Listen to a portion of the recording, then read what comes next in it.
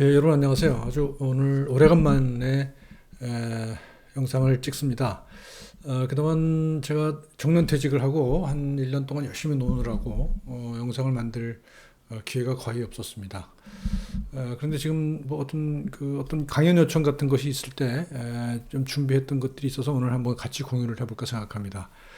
오늘 제목은 의학 교육에 관련된 얘기인데요. 그동안 제가 한 20여 년 의과대학, 치과대학, 한의과대학 이런 데서 의료인문학 교육을 해왔단 말이죠. 그리고 그 정년하기 뭐 몇 년, 3년 정도 전에는 코로나 전국 시국이 와서 그 교육 방법들이 완전히 온라인으로 바뀌었죠. 그래서 저는 그 이전부터 코로나 이전부터 온라인 수업을 좀 활용을 해왔는데 3년 동안 그 전에 배운 것들을 활용할 수 있는 기회가 됐었어요. 그래서 그 경험들을 좀 공유하려고 이런 영상을 만들게 됐습니다. 제목은 온라인 플랫폼 플래토와 파드렛을 이용한 비대면 수업 경험 이렇게 했는데요. 플래토라는 것은 부산대학교 그 플랫폼입니다. 그래서 이거는 다른 학교는 다 다를 텐데 되게 LMS라고 그러죠. 러닝 매니지먼트 시스템이라고 하는 용어로 사용을 합니다. 그래서 이건 굉장히 아주 편리하게 잘 되어 있고요.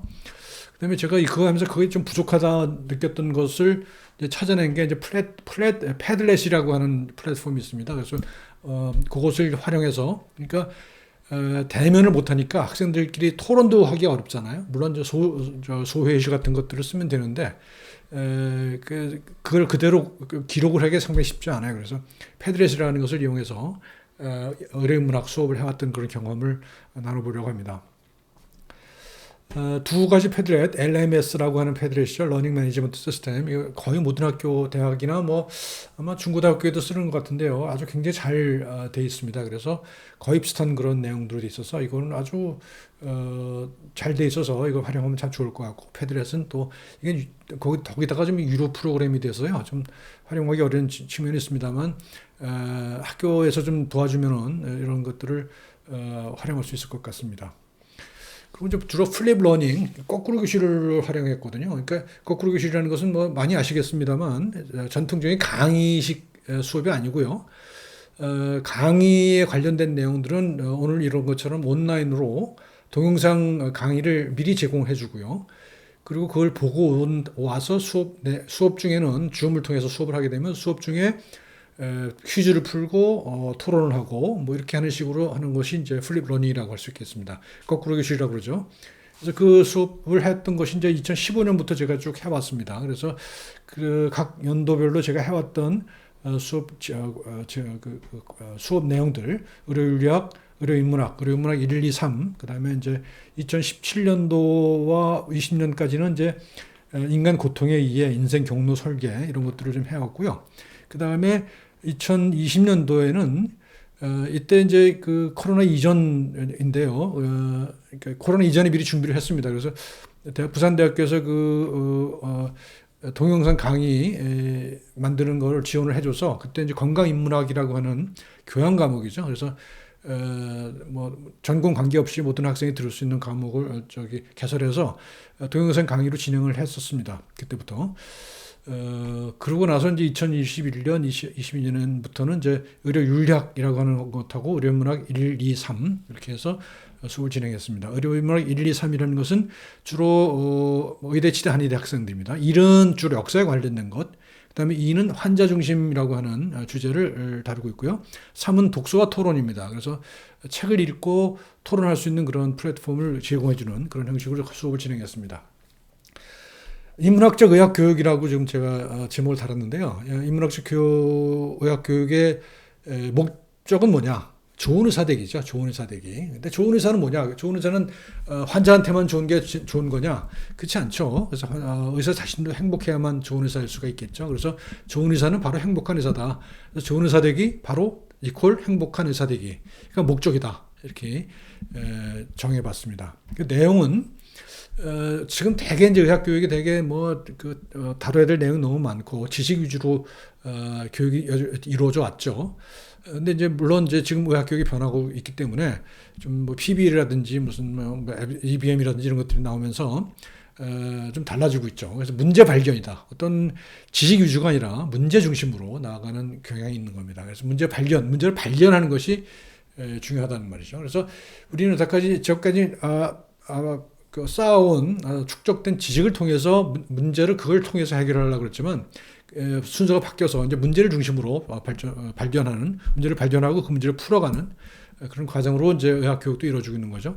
그리고 중요한 것은 어떤 좋은 질문을 하느냐가 더 중요하다는 겁니다. 그래서 무슨 어떤 그 주어진 질문에 대해서 정답을 찾아내는 것이 아니라 좋은 질문을 찾아내는 것이 중요하다 하는 것이 의학 교육의 전반적인 변화인 것이고요. 그 인문학 교육에서도 마찬가지다라는 겁니다.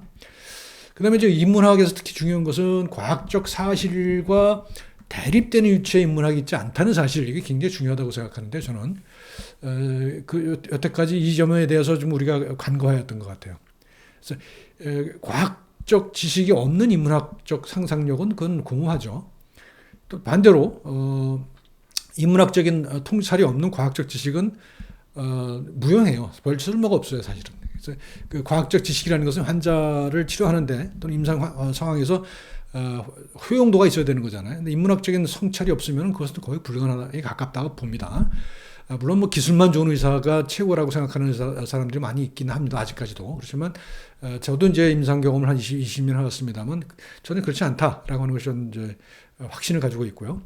그리고 내가 안다고 하는 것하고 내가 의사로서 직업인으로서 전문인으로서 살아가는 그 삶이 일치해야 된다. 그것이 일치하지 않는 경우가 많이 있었거든요. 그래서 그걸 일치화시키는 것이 이제 중요하다. 그래서 그것이 내용이 돼야 되겠고요. 그다음에 방법은 학생들이 재미를 느낄 수 있도록 해야 됩니다. 그리고 재미를 느끼려면 거기서 의미를 찾아내야 되겠죠. 자기의 삶에서 비추어서 이제 성찰해 볼 수 있는 그런 수업이 됐으면 좋겠다. 이게 이제 물론 이상적인 내용이긴 합니다만 이런 내용으로 이제 정했습니다. 20세기까지의 의학 교육은 주로 도제 교육이라고 우리가 받아들였죠. 그리고 그래서 무슨 위계적인 그런 비민주적인 문화를 용인하는 경향이 있었습니다.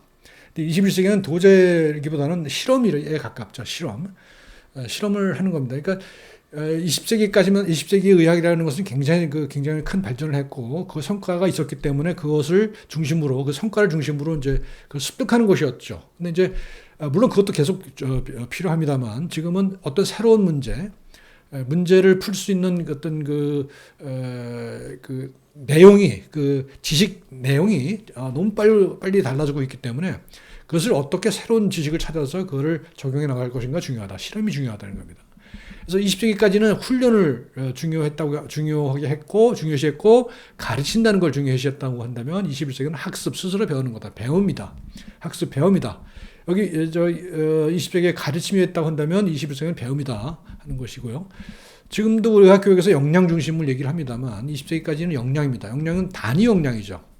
예를 들면 우리 그 의학교육 그 내용 보면 뭐뭐 할 수 있다 이렇게 되잖아요. 그게 다 역량을 중심으로 하는 거죠. 근데 너무 단편적으로 주어진 것이기 때문에 뭘 주사를 놓을 수 있다, 무슨 할 수 있다, 무슨 시술을 할 수 있다 이런 것만 가지고서는 이제 어렵다는 겁니다. 그래서 21세기 의학교육에서는 잠재력을 키워주는 것, 그러니까 새로운 상황에서 적응해 나갈 수 있는 그런 잠재력을 키워주는 창의력을 발휘할 수 있는 그런 거를 교육이 돼야 된다는 얘기고요.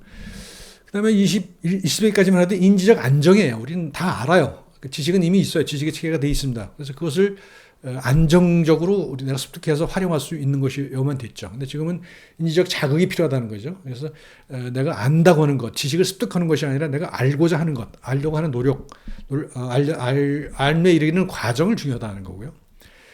20세기까지의 의료 문학은 도구였어요. 일단 여태까지 과학적 의학의 도구였다는 것이죠. 그래서 인문학이 그 의학 교육에 얼만큼 어떻게 도움이 되느냐, 어떤 효용이 있느냐 이런 거를 도구로서의 가치를 따졌다고 한다면 21세기는 인문학이라는 것은 그런 도구이기도 하지만 한편으로는 새로운 관점을 도입하는 거라는 거죠. 그래서 지금까지 살아왔던 방식, 지금까지 생각했던 그 어떤 지식 체계라든가 어떤 환자나 질병을 보는 관점을 새롭게 도입하는 그런 것이 의료인문학이라고 할 수가 있겠습니다.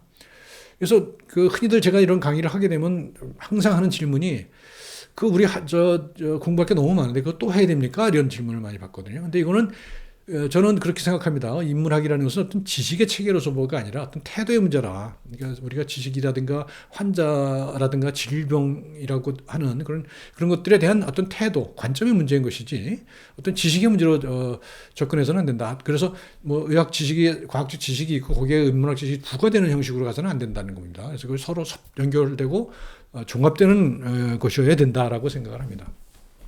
자, 이제 플립 러닝, 거꾸로 교실 얘기를 할 텐데요. 뭐 이건 뭐 지나치게 단순화된 겁니다만 우리가 어떤 그 바깥으로부터 어떤 그 자극을 받죠. 인지적 자극을 받죠. 그러면 구체적 느낌이 옵니다. 느낌이 오고 이제 결국은 행동을 하게 되는 거죠. 행동을 하게 되는 건데 그 과정에 반성적 관찰과 추상적 생각을 거쳐서 행동을 하게 된다는 거죠. 근데 이런 걸 거치지 않고 바로 가는 경우도 있죠. 근데 결국은 행동이 중요한 것이죠. 그래서 행동이 실질적으로 어떤 것이 중요하냐 하는 것입니다. 그래서 우리는 여태까지 계속 지식 위주, 강의 위주의 수업을 해왔다면 이제는 행동 위주로 해야 된다는 겁니다. 그래서 예를 들어서 이제 이거는 뭐 아주 유명한 그래프죠. 교육을 어떤 식으로 했을 때 가장 많이 남느냐, 배운 것을 많이 기억하고 있느냐 하는 것이죠. 볼 때 보면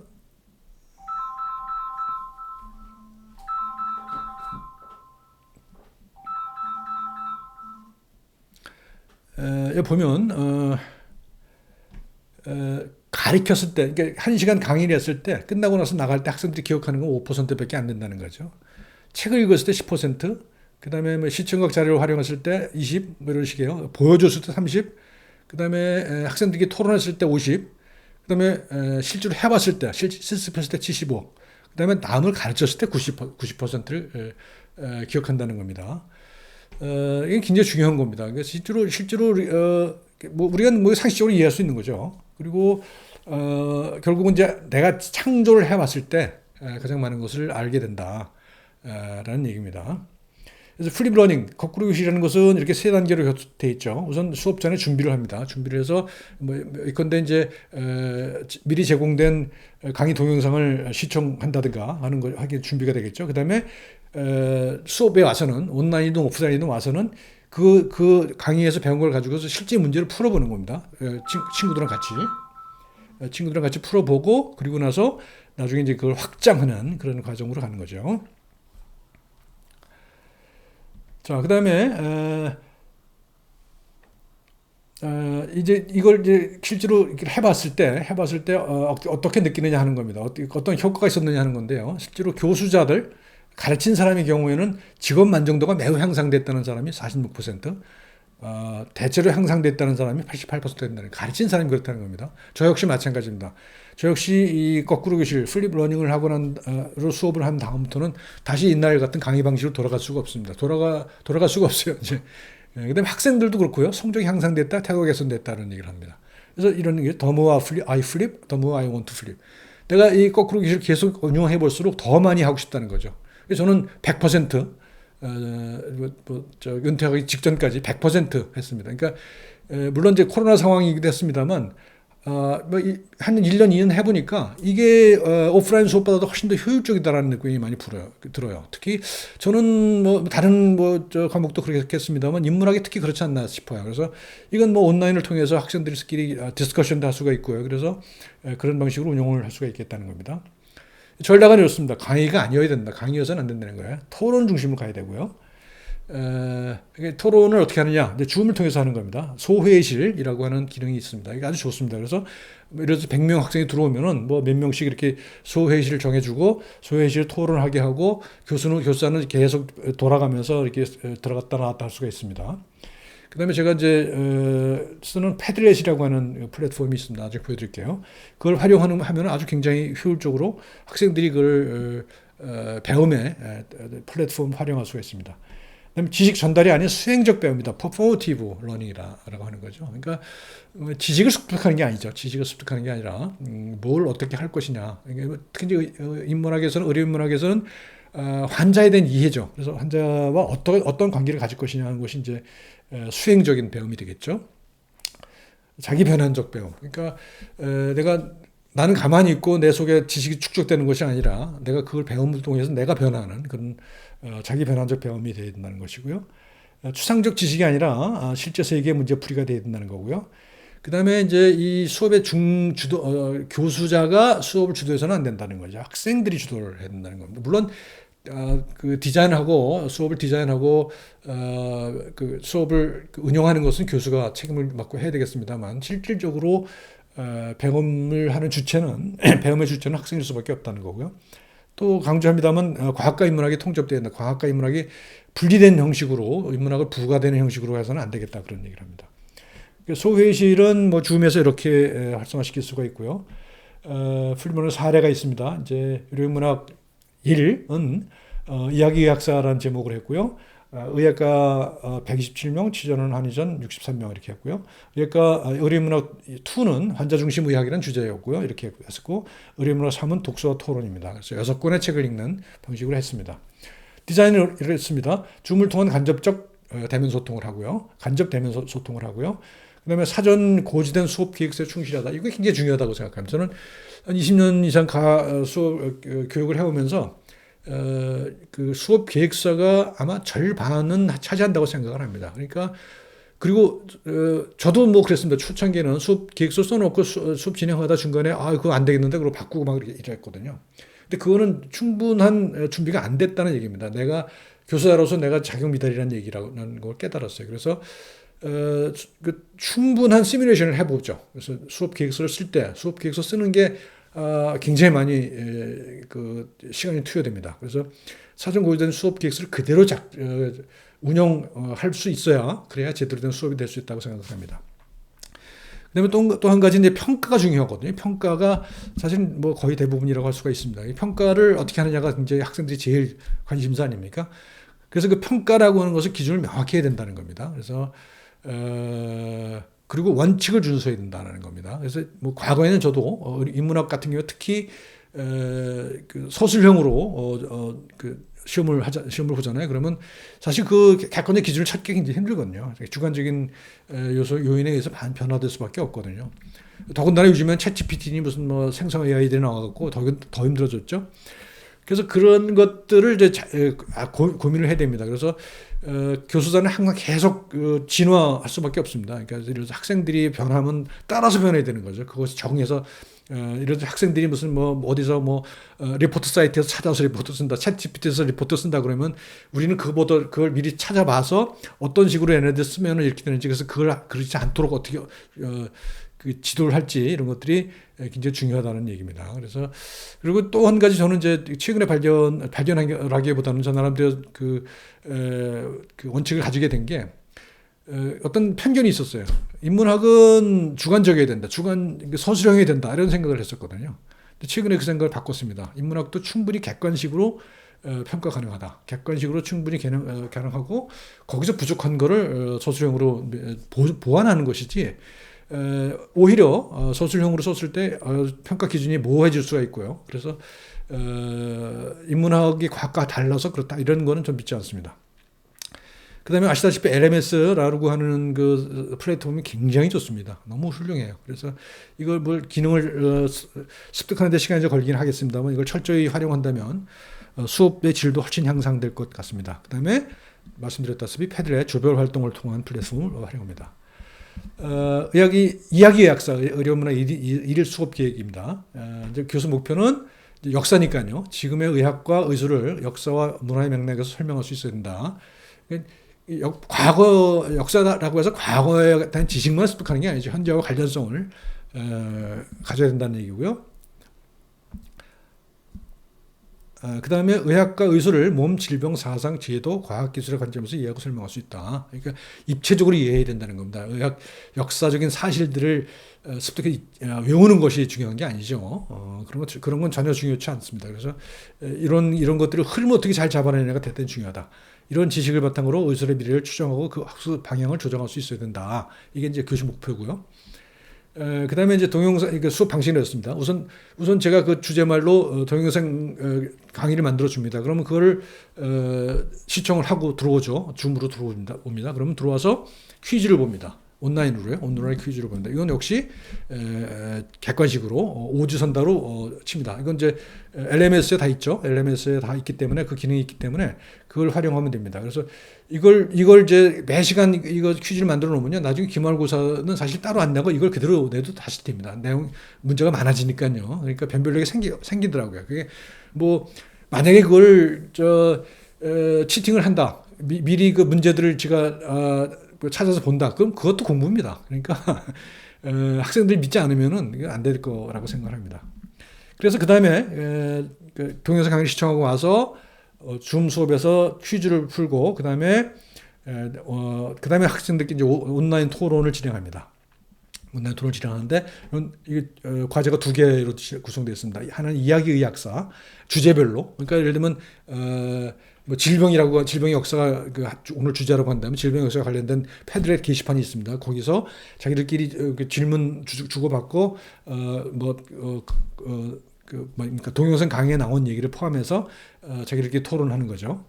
그다음에 이제 의학사 연표를 작성합니다. 그러니까 5명이면 5명이 한 팀이 될 거 아닙니까? 한 팀이 쭉 죽선으로 있는 그 패드렛의 플랫폼이 있거든요. 거기다 이제 몇 년도에 어떤 일이 있었고 쫙 자기들끼리 연표를 작성하면은 나중에 끝났을 때 전체적으로 한눈에 파악할 수 있겠죠, 역사를. 그래서 그렇게 했고요. 그다음에 온라인 기말고사는 온라인으로 칩니다.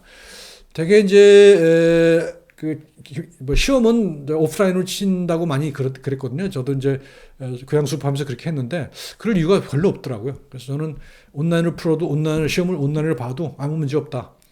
저는 그렇게 생각해요. 그러니까 뭐 거기에 무슨 뭐 많은 기술들이 들어가야 무슨 눈동자가 어디 돌아가는 거를 뭐 체크하는 것도 있고 그런데요. 그럴 필요 없다고 생각합니다. 저는 학생들 믿는 게 제일 중요하다고 생각하고요. 수업 내용을 이렇습니다. 3권의 책을 읽습니다. 의학 오디세이 이런 책이 이제 주 교재고요. 이건 불행히도 이거는 이제 절판이 돼서 구할 수가 없습니다. 다른 책을 해야 됩니다. 그다음에 이제 몸의 역사라는 책은 제가 쓴 책인데 아주 짧은 책이고요. 그다음에 청진기가 사라진 이유라는 미래의학에 대한 얘기입니다. 그래서 이 3권을 가지고 수업을 진행합니다. 첫 번째 교재 내용은 이렇게 되어 있고요. 그래서 요거 이제 각 챕터별로 이제 6주를 진행을 합니다. 그러니까 요거 각 챕터별로 이제 강의가 하나씩 동영상 강의가 들어가고 퀴즈를 보고 토론을 하는 거죠. 두 번째 책은 이렇게 돼 있어요. 이걸 2번, 3번으로 묶어서 하고요. 그다음에 미래의학에 대한 그 책은 또 이렇게 또 합니다. 그래서 쭉 강의 기획서가 이렇게 있고요. 그다음에 이제 그 학기 말에 이런 몸의 역사와 의술의 미래라는 제목의 보고서를 제출하라 이렇게 했어요. 그래서 지금까지 잘 해왔는데요. 이제 생성 AI가 나와갖고 이것도 이제 우리가 다시 적응을 해야 됩니다. 제가 여기 오기 전에 챗 GPT를 가지고 요거를 써달라고 그랬거든요. 몸의 역사 의술의 미래라는 리포트를 써달라고 그랬거든요. 잘 쓰더라고요. 근데 이제 뭐 이게 전문가들이 보면 다 알아요. 그래도. 그래서 뭐 이제는 리포트도 먼저 다 이제 AI가 한다 그러는데 그럴수록 전문가의 역할은 더 커진다. 이렇게 생각합니다. 그래서 학생들이 그걸 뭐 챗GPT나 무슨 빙이나 바드 같은 걸 갖고 리포트를 쓴다고 해서 그 변별력이 없어지지는 않아요. 우리가 어차피 읽을 거 아닙니까? 우리가 전문가가 읽으면 그 평가를 할 수는 있어요. 그래서 그 평가 기준도 지금과는 달라지겠죠. 그렇지만 어쨌든 간에 그건 가능합니다. 얼마든지 가능하기 때문에 저는 그렇게 생각합니다. 그래서 온라인 수업 활동을 이렇게 합니다. 의학사라고 하는 제목은요. 이렇게 구성이 되었습니다. 그러면 이 패드렛이라고 하는 플랫폼이거든요. 그러면 이게 각 이쪽에 그 칼럼이 각 주예요. 1주, 2주, 3주, 4주 이렇게 되어 있습니다. 그러면 1주 차에 대해서 이제 이런 강의가 있잖아요. 그러면 여기에 대해서 이제 팀원들이 쫙 그 토론을 해요. 이렇게 토론을 해서 어쩌고 이렇게 토론하죠. 이 주는 없었는데 그러고 나서 이제 여기 요 주제에 대한 주별 책임자가 여기다 이제 종합해서 레포트를 작성해서 넣습니다. 두 번째도 마찬가지죠. 질병의 역사 그러면 쭉 해서 토론을 하고 여기 이 학생은 이제 리포트를 넣었죠. 이렇게 해서 넣고 그래서 각 주별로 쭉 이렇게 해서 마지막까지 이렇게 각 주제별로 학생들이 토론을 하도록 그렇게 구성이 되어 있습니다. 그다음에 연표인데요. 연표는 이제 그 중에 하나만 보여드릴게요. 패드렛이라는 이 플랫폼이 아까처럼 아까처럼 그 주제별로 칼럼으로 되어 있는 것도 있고요. 이렇게 시기별로 직선으로 되어 있는 것도 있습니다. 그래서 이거는 요 시기별로 연도별로 이렇게 돼 있죠. 그러면 이제 이건 학생들이 거기다 이제 몇 년대에 어떤 일이 있었고 이걸 쭉 또 쓰죠. 이렇게 쭉 쓸 수가 있습니다. 이거는 뭐 좀 부족하긴 한데요. 이런 식으로 쓸 수가 있어요. 그래서 쭉 해서 현재까지 오는 거죠. 그래서 이렇게 해서 작성을 하도록 합니다. 그래서 이게 연표고요. 평가는 온라인 출석. 이거는 이제 LMS에서 자동 기록이 되죠. 그래서 시청 기록을 가지고 이건 10% 하는데 이건 거의 뭐 있으나 마나 한 거 거의 100% 학생들이 이걸 안 듣는 학생들은 거의 없더라고요. 그렇고요. 퀴즈 30%, 팀 활동 30%, 아까 그 패드렛 있었죠. 그다음에 기말고사 30% 이렇게 구성되어 있습니다. 그러니까 그리고 저는 퀴즈와 기말고사를 사실 따로 내지는 않습니다. 퀴즈를 예를 들면 한 번 그 1차 시에 보통 퀴즈 문제를 한 10문제 가까이 내거든요. 10문제 가까이 내면은 그러면 이제 학기말 가면 100문제가 넘잖아요. 그러면 그것을 거기서 골라서 그냥 내면 되거든요. 그러니까 이제 물론 이제 준비가 하는 기간이 많이 걸리죠. 객관식으로 내려면 시간이 많이 걸리거든요. 이제 주관식으로 내면은 그냥 뭐 해라 하고 끝나지만 객관식 시험 문제를 내려면 일일이 뭐 답까지를 만들어내고 하니까 시간이 걸리긴 합니다만 그렇게 해야 된다고 저는 생각을 합니다. 그다음에 의료인문학 2 환자 중심 의학입니다. 여기는 이제 교수 목표는 의료 임상 실전에서 서사가 하는 역할. 서사의학 얘기예요. 서사. 내러티브 메디신 얘기입니다. 중요성을 깨닫고 적극 활용할 수 있어야 된다. 질병과 의사가 중심인 의료에서 질병 경험과 환자가 중심인 의료로 이해하는 흐름을 이해하고 실천할 수 있다. 이게 조금 다소 좀 어려워요. 이게 교재가 이거 영어로 되어 있는 건데 물론 이제 학생들이 다 교재로 되어 있지는 않습니다. 제가 강의를 해주고 학생들 굳이 읽을 필요는 없다고 얘기를 해줍니다. 그래서 강의 내용도 마찬가지입니다. 강의 동영상을 만들어줘요. 그러니까 교재에 있는 내용들을 제가 추려서 동영상 강의를 만들어주고요. 그다음에 수업 시작하자마자 이제 퀴즈를 풀고요. 그다음에 이제 그 백그라운드에 있는 거는 톨스토이의 소설 이반일치의 죽음이라는 소설 이제 아주 굉장히 재밌는 소설이죠. 우리 의료문학에 굉장히 중요한 소설이라고 생각합니다. 이걸 참고로 해서 어떤 만성 신부전 환자의 일생이란 주제의 팀 과제를 수행합니다. 그래서 이거는 뭐냐면 나중에 보여드릴 텐데요. 어떤 환자를 이미 환자를 선정을 합니다. 그 사람이 이제 만성 신부전이에요. 그리고 그 사람이 이제 발병에서부터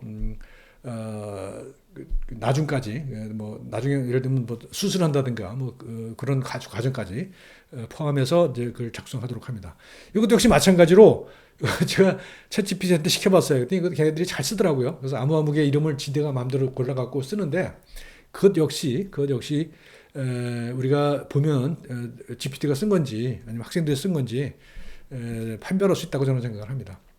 조금 더 우리가 고민을 더 해야 되는 그런 건 있지만요. 그렇습니다. 그래서 이건 이반일치의 죽음이라는 소설은 그냥 백그라운드 지식으로 갖고 있는 거고요. 그다음에 이 두 권의 책을 제가 나름대로 정리해서 학생들한테 강의를 해줍니다. Chief Concern of Medicine이라는 책이 있고요. Patient Centered Medicine Transition이라는 책이 있습니다. 그래서 이걸 제가 발췌해서 강의를 해줍니다.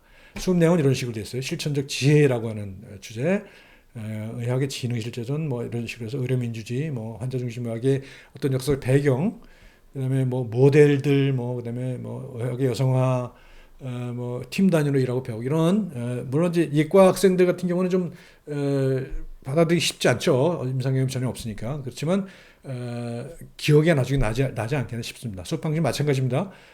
이건 실시간으로 줌 강의를 했어요. 실시간으로 줌을 강의하고 그러니까 미리 동영상을 이제 틀어서 보도록 하고 그다음에 하는 동안에 강의를 듣는 동안에 채팅을 통해서 질의응답을 하도록 했습니다. 근데 실제로 거의 안 하죠. 질의응답 질의 거의 안 하죠.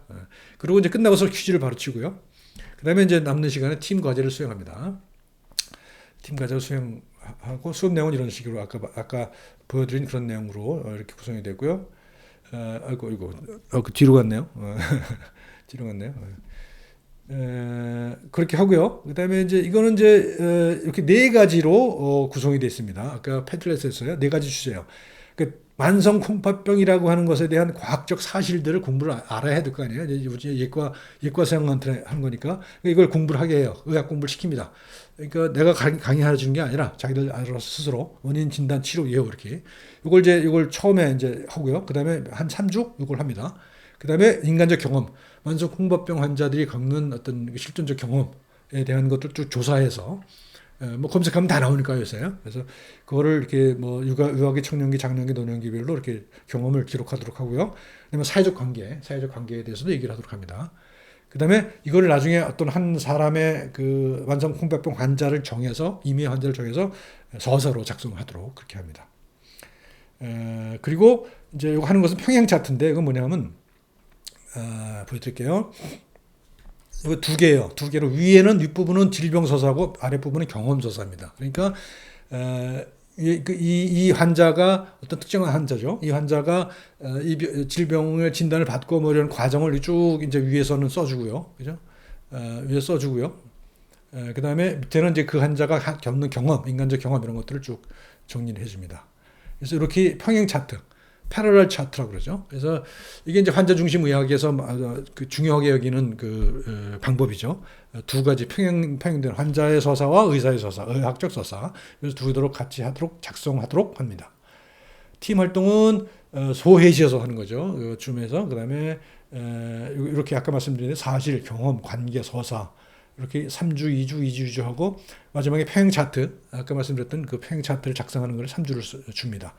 그래서 이거를 이제 각 주제별로 팀 내에 책임자를 할당을 해주죠. 5명이 한 팀이 된다면 사실에 관련된 건 누군가가 말동이가 책임지고 요거는 뭐 개동이가 책임지고 이렇게 해서 토론을 같이 하되 그 친구가 이제 요걸 주도적으로 할 수 있도록 그렇게 합니다. 공부방은 이렇게 구성이 되어 있어요. 공부방은 이렇게 이제 만성 콩팥병 과학적 사실, 인간적 경험, 사회적 관계, 서사 이렇게 됐잖아요. 그러니까 요거를 과학적 사실에 대한 거를 쭉 자기들끼리 이렇게 써요. 쭉 써서 자기들끼리 읽어보고 나중에 이 친구들도 이게 종합이 안 돼 있는데 이게 종합을 해야 됩니다. 나중에 인간적 경험도 마찬가지고 인간적 경험도 그렇게 쭉 정리를 하고 사회적 관계, 그다음에 서사 이렇게 해서 좀 정리를 하는 걸로 이제 마무리가 됩니다. 평가는 매주 실시하는 퀴즈 30%. 이거 마찬가지로 이것도 객관식입니다. 무조건 객관식이잖아는.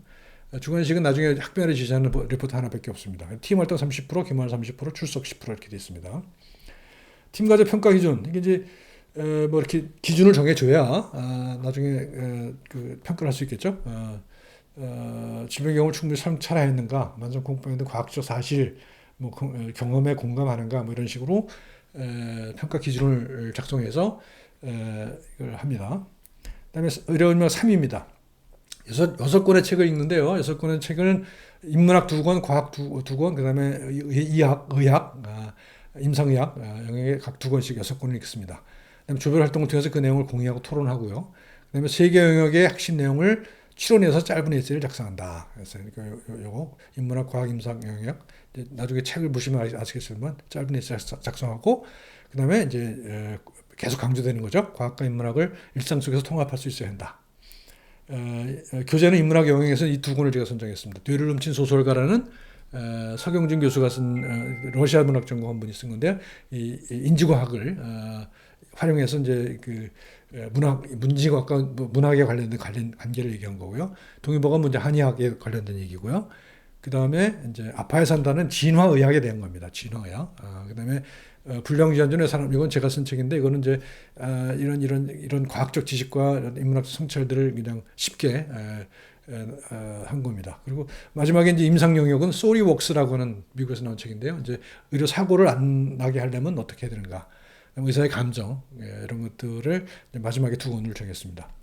독서 방법은 해당 내용의 핵심되는 주제를 한 문장으로 요약하기, 이게 중요하다고 저는 생각을 해요. 그래서 뭐 독후감 쓰면 뭐 이것저것 막 길게 쓰는데 그럴 필요가 없죠. 내가 여기서 뭘 인상 깊게 봤나, 내가 이 책에서 뭘 얻으려고 하는가라는 것을 한 문장을 요약하는 게 굉장히 중요하거든요. 그래서 저는 사실은 리포트를 뭐 한 장 두 장 쓰는 것보다는 한 문장 요약을 평가의 주된 수단으로 삼습니다. 그래서 한 문장이 제대로 요약이 됐는가, 이 친구가 이 주제를 제대로 파악했는가, 아니면 그냥 곁다리를 짚는가를 한 문장으로 요약하라고 그러면 알 수가 있습니다. 그다음에 의사로서의 삶의 자세와 관련해서 책의 내용을 파악하고 연결해야 된다는 겁니다. 그다음에 저자의 주장과 의사의 입장을 조화시킬 공공의 일을 생각하기. 그래서 저자의 입장에서, 독자의 입장에서, 의사 입장이죠. 의사 입장에서, 그다음에 공공의 입장에서 이렇게 세 개의 입장을 종합할 수 있도록 그렇게 유도를 합니다. 책을 읽을 때 저자의 입장, 그다음에 독자의 입장, 공공의 입장 이렇게 보도록 합니다. 수업 진행은 6권의 책을 읽고 팀별로 토론하고요. 이거 이제 그 발제대를 정해야 돼요. 6권의 책이니까요. 책이 6권이니까 이제 각 한 권을 이제 발제대를 정합니다. 그래서 발제를 하고 토론하고 온라인 퀴즈를 풀고, 그러니까 발제하고 토론하고 온라인 그다음에 퀴즈 풀고, 그날 그 읽어야 될 분량이 있으니까 그 내용에 대한 퀴즈를 만들어서 풉니다. 그다음에 페드로 게시판에서 토론하죠. 2개의 주제를 선정해서. 이게 반권이죠. 반권. 6권이니까 12번 정도 하면 반권을 한 번에 읽는 거거든요. 한 주에. 그럼 그 반권에 대한 것들을 주제를 선정해서 토론을 합니다. 그리고 퀴즈를 10분 동안 보고요. 그다음에 이제 끝난 다음에 퀴즈에 대한 해설을 해주죠. 이것이 필요한 것 같더라고요. 그래서 학생들이 왜 틀렸는지를 이제 나도 이제 교수자도 알 수가 있고요. 그다음에 학생들도 이제 좀 그 피드백이 필요한 거고. 그래서 그다음에 기말의 에세이는 한 문장으로 요약하는 종합하는 에세이입니다. 그러니까 맨 앞에 한 문장 쓰고 그다음에 그것에 대해서 설명을 짧게 쓰는 겁니다. 근데 주로 평가는 한 문장을, 그 문장을 주로 합니다. 그래서 수업 내용은 이렇게 14주차로 구성이 되어 있고요. 페드로 게시판을 보면 이렇게 되어 있습니다. 그래서 각 주제, 첫 번째 책, 첫째 주, 둘째 주, 그다음에 이렇게 해서 쭉 6권의 책을 12번에 나눠서 그 토론을 하고, 그다음에 그걸 이제 나중에 이제 리포트로 작성해 제출하면 됩니다. 평가는 객관식을 하는 객관식 시험을 보는데요. 이게 이제 제가 그 객관식 문제가 무슨 치팅을 많이 하지 않느냐 그러는데, 저는 뭐 그렇지 않다고 생각합니다. 그리고 중요한 것은 시간을 제한하면요. 시간을 제한하면은 치팅 못 하죠, 그거. 그러니까 다 풀어보고, 이제 누구 이제 다른 학생들은 풀어보게 하고 시간이 얼마 걸리는지 대충 봐보고요. 그거를 시간을 짧게 주면 됩니다. 시간 짧게 주고, 그 다음에 이 LMS 안에서 그 답까지 순서를 바꾸거나 뭐 이런 문제 순서를 바꾸거나 이런 기능이 있거든요. 그러면은 서로 뭐 똑같은 걸 하면 서로 뭐 문자하고 하는데 그렇지 않을 겁니다. 그래서 제가 해본 결과에 따르면 그 치팅 거의 없습니다. 그 다음에 수업 충실성을 평가하고, 그러니까 온라인 퀴즈에서는요. 그 다음에 기말고사는 양쪽 평가를 하는 거예요. 그래서 이것도 마찬가지로 퀴즈에 나왔던 문제를 그대로 내주고, 그다음에 질적 평가는 기말 에세이를 하는 거죠. 한 문장으로 정리하는 거. 그다음 팀 활동 평가, 질적 평가인데 이게 사실은 평가가 제일 어려운 게 팀 활동입니다. 그리고 사실 우리 학생들이 팀 활동을 잘 못해요. 사실상. 그래서 이게 팀 활동이 수업에서 가장 어려운 부분입니다. 이제 우리가 지금 우리 학생들이 그 사회성이 굉장히 그 극도로 많이 떨어진다는 느낌을 많이 받습니다. 더군다나 이 코로나 시국에 고등학교를 다니는 아이들, 이 신입생 아이들 만나고 저는 깜짝 놀랍니다. 진짜 아무런 사회생활 아무것도 못해요. 너무 심하더라고요. 우리가 심각하게 고민해야 될 문제라고 생각합니다. 학생을 믿어라. 의심은 확대 재생된다. 그래서 학생들이 치팅을 할 것이라고 전제하고 하면, 그러면 계속 거기에 대한 물론 이제 대응책을 만들어내긴 하겠지만 그건 옳은 방법이라고 생각하지 않습니다. 저는 인문학적이지도 않다고 생각하고요. 그래서 그 치팅할 수 있는 가능성을 줄여주는 게 내가 해야 될 일 아닌가 그런 생각을 해요. 그래서 학생들이 치팅 못하도록 하는 게 아니라 치팅할 수 있는 가능성 하긴 해요. 못하지 않겠죠. IT 기술이 우리보다 훨씬 나니까요. 근데 하는데 그 가능성을 줄여주는 거예요. 뭐 항상 그렇지 않습니까? 그다음에 뭐 문제 순서 바꾸고 답까지 순서 바꾸고 이러는 거 있고요. 그다음에 문제를 그렇게 내면 돼요. 단순 지식이면은 이제 뭐 1번 답은 뭐다 이렇게 되는데, 그게 아니라 생각이 필요한 문제를 내면 되죠. 그래서 보통 답까지를 단순한 거를 이렇게 하는데, 저는 뭐 그런 방식은 아니에요. 보통 이제 우리가 의학교육에서 할 때 그렇게 하는데, 이거는 조금 그런 방식이 아닌 조금 그 답까지가 좀 복잡한 그런, 그래서 생각해보고 이게 맞는지 틀리는지 할 수 있도록, 그래서 시간이 좀 걸리는 그런 문제를 내면 변별력은 있더라고요. 시간을 제한하라. 예제는 지금 보여드리기가 어렵고요. 답안 뒤섞기가 있고요. 그렇습니다. 그다음에 강의 동영상 제작하는 건 이제 뭐 다 아시잖아요. 그래서 그뭐 따로 말씀드릴 거 없고요. 강의 자료 모음이 있습니다. 그래서 저는 그동안에 제가 강의했던 거, 강의한 내용을 다 이렇게 올려놨거든요. 유튜브에다가. 그래서 동영상이 한 200개 정도 됩니다. 그래서 뭐, 물론 강의가 아닌 것도 덜어 있습니다만, 제가 그동안 한 10년, 20년 동안 강의했던 내용들을 다 올려놨습니다. 그래서 선생님들이 혹시 활용하고자 하신다면 이것을 보셔도 됩니다. 그래서 재생 목록에 보면 뭐 이렇게 돼 있거든요. 그래서 이거 제가 좀 제대로 정리를 해놓지는 않았어요. 나중에 제가 시간 나면 이걸 이제 주제별로 좀 이렇게 정리를 하려고 그러는데, 뭐 예컨대 이야기학사를 이제 의학사를 강의하신다 그러면 이거를 참조하셔서 이거를 활용해 주셔도 좋겠습니다. 예, 제가 오늘 여기까지 하겠습니다. 감사합니다.